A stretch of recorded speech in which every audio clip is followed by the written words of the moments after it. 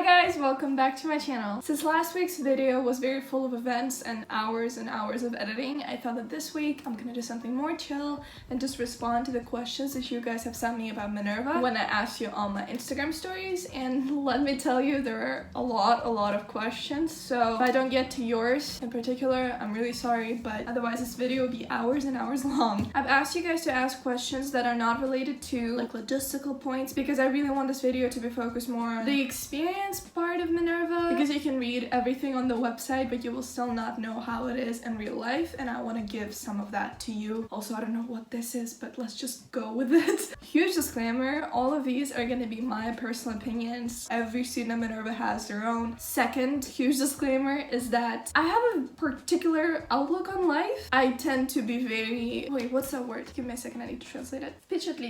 Impressionable. I'm very impressionable. So like even little things can make me think that, oh my god, this is the best thing ever. One of my friends told me it's his favorite quality in me, which is, I'll take that. But that's just to let you guys know that I tend to love a lot of things and appreciate a lot of things that some other people maybe wouldn't. And I think that will make my opinions a little bit skewed to more of the positive side, but that's how I am with literally everything in life. So you don't think that, you know, everything is too perfect. It's just that's how I see life. Okay, now to the questions. Has Minerva disappointed you? Didn't live up to your expectation? I didn't have any expectations, to be honest. After I enrolled, I didn't think much about Minerva before I actually came to San Francisco. However, disappointment-wise, I don't think I realized how much academic work it would be because there's a lot. I don't know if you can call it a disappointment. It's more of like a what the hell, because before I didn't really have to try much to get really good grades, but in Minerva, you have to do like extra. It takes a lot of time and effort. So it wasn't necessarily a disappointment, but that's like the closest word I can get to it. How did you make friends at Minerva? Very easily. Once you go to Minerva, everyone in the same position, so it's a very easy way to make connections because everyone is so eager to get to know everyone and we're all going through the same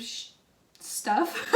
So it's really easy to bond over that. I've met some of the best people in my life at Minerva and I'm really grateful to call them my friends now. What is the age range of students at Minerva? This is another important thing I want to point out. You are not too old to apply to Minerva if you're thinking of applying. We have students who are 16 when they're in the freshman year and students who are 25 when they're in the freshman year. How much money do you usually spend on extra things like clothes, food, and cities? And the estimated cost of Minerva, which is like $31,000, $5,000 of them are estimated for food, clothes, transportation, stuff like that, excluding flights. So I work for Minerva throughout the academic year because it's part of my financial aid. I earn money and I'm able to spend it on food, on clothes, on everything basically. And I know that some students even save up their salaries and they pay for their visas and flights. It's quite impressive. This is a question that popped up in different formats a lot, which is how do you deal with homesickness while you're traveling? I think it's a bit different from my perspective because I moved out when I was 15 and I lived away for a year when I was in high school. And I think it really made me handle homesickness better. I have a few strategies. First is that I FaceTime my family at least once a week just to catch up, tell them how I'm feeling. I send photos. The first few weeks I was at Minerva, I would like literally vlog where I'm going, what I'm doing, and I would send it to my family group chat on WhatsApp. Second thing about friends, one really cool thing I've learned is to make a list of people that I really want to either message, video call, or meet in person to catch up. I have a lot of friends from different parts of the world and it can be difficult to, you know, realize that it's been 3 months and I have no idea what's happening in the person's life. So I either like write a message about like, hey, this is how I'm doing, let me know how you are. Sometimes I text, hey, I want to catch up, and we video chat. And the last thing is in person, which is mostly with my Minerva friends, to be honest, because every semester is very different in terms of schedules. So sometimes a person I really hung out with a lot, I don't see them as much anymore. So we make an effort to be like, hey, let's get some coffee, let's chat, and then we can work together. So FaceTiming family, connecting with friends, talking about feeling homesick. Like there were a couple times when I was just so sad and I would just run to Anna and I'd be like, hey, I really need a hug, I miss my family, and we would just like hug and make tea and talk about it. And then the last thing is staying very busy. To be honest, it's probably like the easiest thing at Minerva because there are always some events, some meetings, classes, homework. I mean, you've seen my video that I made in Seoul. It's very easy to just be like on the go,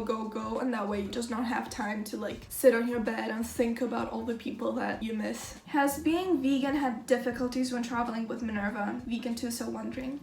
Hi, fellow vegan. Okay, there's definitely been difficulties, but it's not because of Minerva, it's just because of the cities. On the Minerva side, we have so many vegans and vegetarians and people who are very environmentally conscious. It's so nice to have like vegans around you where you live, because like somebody will make cookies and be like, hey, I made this awesome vegan cookies, do you want to try some? Like, yeah. We have a group chat, and whenever we move somewhere, we'll like write amazing food that we found in a supermarket. This is where it's cheap. Here's a coffee shop that has soy milk, like all of those things. So it's very like supportive, and I love that. Also, at all of the events that we've had in Minerva, there's always been like vegan food options, which is awesome. The only time there wasn't, it was at a networking event in Seoul. It was just snacks everywhere, but there were no vegan snacks, and I was like, hey, is there anything vegan? And they brought like a bunch of french fries for us, so that was super nice as well. On the side of cities though, San Francisco, easiest thing ever, like hands down. Seoul was probably the hardest because there was a language barrier. I didn't know what was in the ingredients. I couldn't read them, so I would walk with my Google Translate on my phone. Because you know how it has like this option where you can just like turn on your camera and it translates automatically? The weirdest words would pop up. Words that aren't food. And also most people in Korea just don't know what veganism is. So that was like a process. But again, it's super easy to adjust to it. Bibimbap, vegan, amazing, the most delicious vegetables I've tried in my life. Even if you go to Korean barbecue, I don't eat meat, but there are so many side dishes like mushrooms and veggies and rice and like sauces. Super delicious. I had like notes on my phone with Korean words for eggs, meat, milk. I also had like a phrase that said like, I don't eat this, can you like help me find something else? I think the best thing ever was when my Korean friends would be with me, so they would just like translate for me, and that was like the best thing ever. And I think it's also a great opportunity for vegans when somebody doesn't know what veganism is or why the hell don't you eat meat, you can just explain it and be like, hey, look this up. Health, environment, ethics. India was definitely much easier than Seoul because all of the ingredients were written in English, and also some people spoke English. The only difficulty though is that it's very easy to assume that something is vegan because they have labels veg and non-veg like on all foods everywhere in the menus in the grocery stores. However, veg means that it might include milk, because in India vegetarianism excludes meat, fish, and eggs, but milk is still like a very big part of people's diets. And it's very funny, if I were in a restaurant, I'd be like, hey, I don't drink milk, could you give me something that has no milk? And they'd be like, sure. Paneer's cheese, but they didn't make the connection that that's the same thing. Or they'd be like, oh yeah, it's curd rice, and I'm like, curd it's a derivative of milk. So that was very funny. But the fact that there is so much cheap fresh produce in India, I think I just can't even find words for how amazing it is. I would eat so many mangoes and papayas and pomegranates. Oh my god.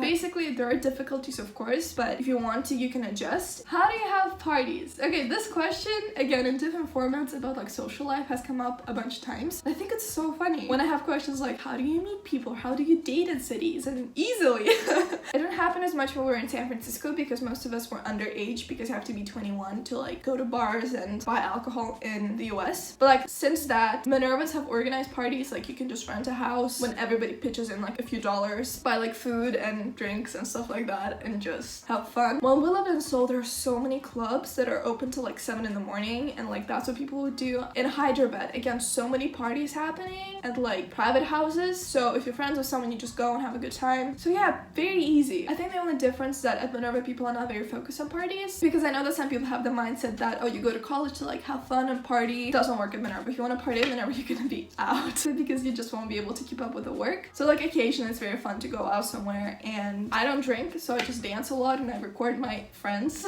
when they're drunk, and then they rewatch, and it's very fun. So very easy to enjoy yourself. Could you do a first day vlog when you arrive at a new place? Of course. I'm so excited to be in Berlin in a few months because I'll be vlogging when I get there. I'll be doing a room tour. I'm so excited to decorate everything and just show you guys around, because it's gonna be like us exploring a new place together. So definitely. Do you have any regrets about Minerva?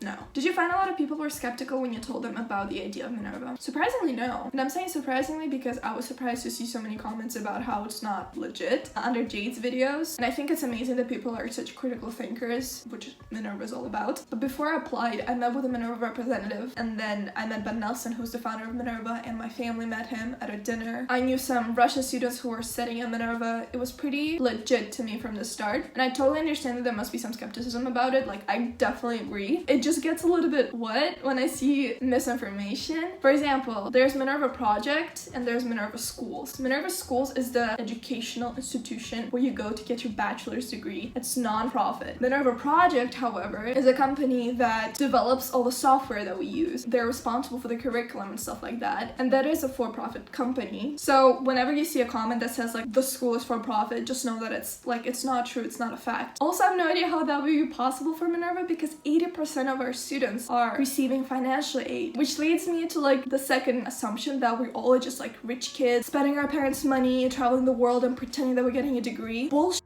So many people at Minerva, including myself, would never be able to afford an education like that if it wasn't for financial aid. And now our student body is so diverse. I think only 20 or 25% are from the US. Everyone comes from such different countries, ethnicities, communities, that everyone is very, very aware of the privileges they don't have and the privileges they have. Ow. And of course, we as students are extremely privileged to be able to travel like that and to get this education, but I do not take that for granted. Like every single day I'm so grateful for this, and I'm sure most students at Minerva are. Do you usually learn the language of the countries you're going to live in during the previous summer? No. Maybe some students do. We have like Duolingo games where people start learning a language together. It's also very nice to learn a few phrases and words or the alphabet before we go to a new country. So I think in Korea, most of us knew how to read in Korean. In India, it was very nice to learn a few Hindi words or Telugu words because people just didn't expect me to say them. So for example, if I'm in a taxi and the driver asks me like, oh, do you speak Telugu? And I'm like, Kadu. You first like doesn't get it, and then he like turns around and be like, what did you say? Because it means no in Telugu. And if I ever call my friends mera dost or meri dost, they all get so excited. So it's definitely nice to know at least some words, but I think it will be unrealistic to learn every language. How do you keep your carbon footprint low if you travel so much? That's another question that popped up a few times, and I think it's very important to address. About traveling, I know it's possible to offset your carbon footprint when you're flying. I personally have never done that. I'm just doing my research about it now, but I know that some students do it. Second thing, I think it's important to point out that Minerva doesn't have a lot of facilities. There's only one small office for Minerva in San Francisco. For students, we only have our residence halls, which are usually like one building for each class. I think in San Francisco it is 2 buildings. And compared to what other colleges have in terms of football fields and lawns, like all the sports facilities, all the lecture halls, like everything a normal campus has, and how much environmental impact it creates in terms of like water use and electricity use and stuff like that. I think Minerva is pretty low on that, but that's just my estimation. And the last point I would say is that a lot of Minerva students are very environmentally conscious, as I said, so a lot of us don't eat meat or like reduce it as much as possible. A lot of students thrift shop. We have clothing swaps by the end of each semester so we can like get clothes from each other instead of throwing it away or buying new stuff from the from the shops. We also recycle at the buildings that we live in. So there's definitely a huge carbon footprint from flying. I think because Minerva just started, we still have like a lot of things to improve on, and I'm really happy that the students and the administration actually care about it, and we're working on it. Is it feasible to travel home for Christmas or major family events? Another question that a bunch of people have asked. Definitely. It all depends on how much money you have to travel back to your country and how far your family lives. We have holidays for Christmas and for Thanksgiving, and we have a spring break and summer break, obviously. So some people go back to their home country, some don't. Totally up to you. Again, let's do the last question. Did you always enjoy it or does it get overwhelming? It definitely gets very overwhelming sometimes, and I definitely don't enjoy my life 100% 24/7. And I think I don't talk about it as much on my YouTube channel, but there are definitely times when I have like a mental breakdown and I'm just like, I don't want to do anything. I just want to be with my mom. Just don't leave my bed. And it's totally normal. I think it's like one of the lessons about adulthood is that people don't have it all together all the time. And when I was growing up, it seemed like, oh, when I'm 20 something, I'll be like fully functioning and efficient at all times. Not true. It definitely gets very overwhelming during finals. Not even finals, but just when you have like 4 assignments every week for like a month. And it can definitely get overwhelming in terms of social life and personal identity. It's a very different thing when you have so many discussions with new people who have such different perspectives and have different cultural norms. And you constantly interact and you find out that, oh my god, that thing that I thought was true is totally false. Or that my belief system should be changed because it doesn't really align with who I am. And you know, all those things when you're kind of like, oh my god, god, who am I in this world? It is very interesting and fun, but also hard sometimes. But there are a few things that help in that. There's mental health services at Minerva, and you can either go once or twice, or you can do it continuously depending on what you need. Secondly, is you can always talk to other students. It's a really good thing to come up to someone and be like, hey, this is what I'm going through, could you please help me? People help. Like, that's something I love about Minerva community, at least in my class. I don't know about other classes. Even if you don't talk to someone, or even if you don't like each other that much, people will help you. If you're going through, people will help you. People will always show up and be there for you. And that's like the most inclusive, understanding, caring community I've ever been part of. And the last thing that helps when I'm feeling overwhelmed is just everything's freaking pointless. Like, it's just life. I don't need to take things so seriously. This problem seems like a huge problem, but on the greater scope of things, it doesn't matter. That was a very existential end to this video, but I hope you guys still enjoyed it. I'm sorry this video is so long, but I did my best to respond to as many questions, the most common questions, and in my best abilities. If you have any logistical questions about Minerva, I highly recommend you to go to the website and just like read through everything there, because it'll probably answer 90% of your questions. If you have other questions, you can always DM me on Instagram at DinarXYZ. And that's pretty much it for today. Thank you guys so much for watching. I really enjoyed making this video and I cannot wait to edit it. And honestly, there's just so many things I want to do in this channel in terms of like when I moved to Berlin and before I moved to Berlin, and like flying tips and like vegan recipes and so many things. I'm just so excited. I will see you guys next week with a new video. I aim for Sundays now. Might not be uploaded on Sunday, but I really hope it will be. So every weekend you can expect a new video on this channel. So make sure to subscribe to this channel and also follow me on Instagram because I post more often there. And I will see you next week.